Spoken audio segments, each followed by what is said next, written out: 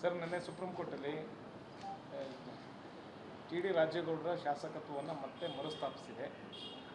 ಜೀವರಾಜ್ ಅವರಿಗೆ ಹಿನ್ನಡೆ ಆಗಿದೆ ಅನ್ನುವಂಥದ್ದು.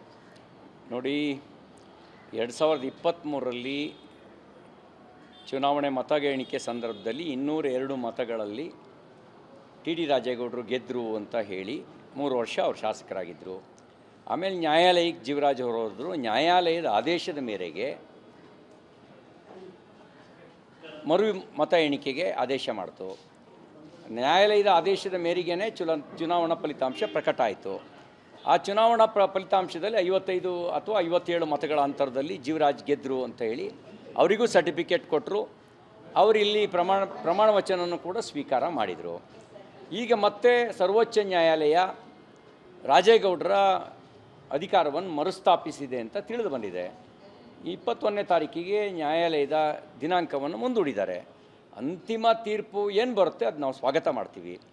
ಆದರೆ ಒಂದು ಮಾತನ್ನು ಈ ಸಂದರ್ಭದಲ್ಲಿ ಹೇಳಲಿಕ್ಕೆ ಬಯಸ್ತೇನೆ.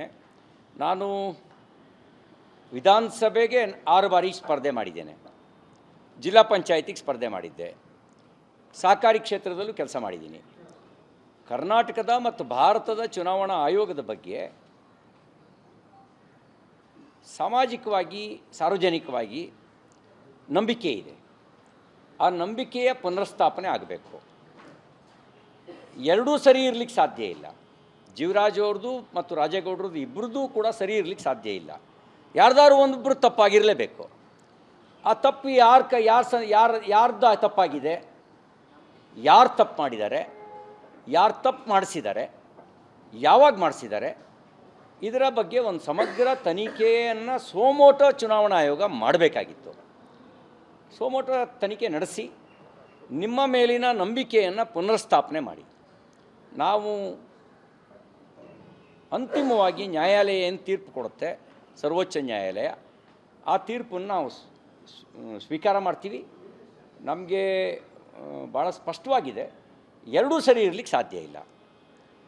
ರಾಜೇಗೌಡರ ಫಲಿತಾಂಶ ಸರಿ ಇದ್ದರೆ ಜೀವರಾಜ್ ಅವ್ರ ಫಲಿತಾಂಶ ತಪ್ಪಿರಬೇಕು, ಜೀವರಾಜ್ ಅವ್ರ ಫಲಿತಾಂಶ ಸರಿ ಇದ್ದರೆ ರಾಜೇಗೌಡರ ಫಲಿತಾಂಶ ತಪ್ಪಿರಬೇಕು. ಎರಡೂ ಚುನಾವಣಾ ಆಯೋಗನೇ ಮಾಡಿರೋದು. ಹಾಗಾಗಿ ಉತ್ತರದಾಯಿತ್ವ ಚುನಾವಣಾ ಆಯೋಗದ ಕೈನಲ್ಲಿದೆ. ಹಾಗೆ ಉತ್ತರ ನೀವು ಹೇಳಬೇಕು. ಏನಾದರೂ ಅಕ್ರಮ ನಡೆದಿದೆ ಅಂತ ನಿಮಗೆ ಅನಿಸಿದರೆ ಅದನ್ನು ನೀವು ಸ್ಪಷ್ಟಪಡಿಸ್ಬೇಕು. ಮತ್ತು ಯಾವಾಗಾಯಿತು, ಯಾರು ಮಾಡಿದ್ರು, ಯಾಕೆ ಮಾಡಿದ್ರು, ಯಾರಿಗೆ ಲಾಭ ಮಾಡ್ಕೊಳ್ಳೋಕೆ ಮಾಡಿದ್ರು, ಇದೆಲ್ಲವೂ ಕೂಡ ಸಮಗ್ರ ತನಿಖೆ ಆದಾಗ ಮಾತ್ರ ಸತ್ಯಾಸತ್ಯತೆ ಹೊರಗೆ ಬರುತ್ತೆ.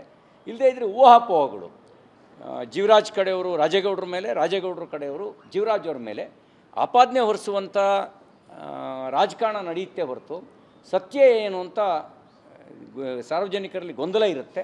ಮತ್ತು ಚುನಾವಣಾ ಆಯೋಗದ ಪಾರದರ್ಶಕತೆ ಮತ್ತು ಪ್ರಾಮಾಣಿಕತೆಯೂ ಕೂಡ ಸಂಶಯಕ್ಕೆ ಒಳಪಡುತ್ತೆ. ಹಾಗೆ ಒಳಪಡಬಾರ್ದು ಅಂತಿದ್ದರೆ ನಿಮ್ಮ ಮೇಲಿನ ನಂಬಿಕೆಯನ್ನು ಪುನರ್ಸ್ಥಾಪಿಸುವಂಥ ಜವಾಬ್ದಾರಿ ನಿಮ್ಮ ಮೇಲಿದೆ. ಅದನ್ನು ಪುನರ್ಸ್ಥಾಪನೆ ಮಾಡಿ ಅಂತ ಈ ಸಂದರ್ಭದಲ್ಲಿ ಹೇಳಲಿಕ್ಕೆ ಬಯಸ್ತೇನೆ. ಅಂತಿಮವಾಗಿ ನ್ಯಾಯಾಲಯ ಏನು ತೀರ್ಪು ಕೊಟ್ಟರು ಕೂಡ ಅದು ನಾವು ಸ್ವೀಕಾರ ಮಾಡ್ತೀವಿ.